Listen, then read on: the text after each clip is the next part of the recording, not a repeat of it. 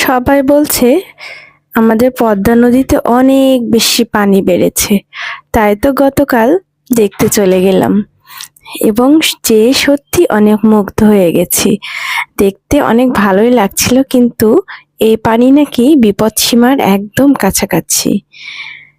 তো কি আর করা, বসে পড়লাম আমার এক স্টুডেন্টের এই যে ফুচকার দোকানে। আমরা সবাই বসে সেখানে ফুচকা খাচ্ছিলাম। পদ্মা নদীর রাতের ভিউটা সত্যি একদম মনোমুগ্ধকর ছিল। আর গতকাল একটু গরম ছিল বেশি, বাট সেখানে মৃদু বাতাসও বইছিল। আমার অনেক ভালো লাগছিল, সেখানে বেশ খানিকটা সময় কাটে তারপরে যে ফুচকা খেয়ে আমরা বাসায় চলে আসলাম। তো একবার হলেও পদ্মা নদীতে এখন বেড়াতে যেয়ে দেখবেন, অনেক ভালো লাগবে। পদ্মা নদীর কোল ঘেঁষেই থাকা হয়, কিন্তু এই পদ্মা নদীতে কিন্তু সময় নিয়ে যে বেড়াতে আসবো সেটা হয়ে ওঠে না।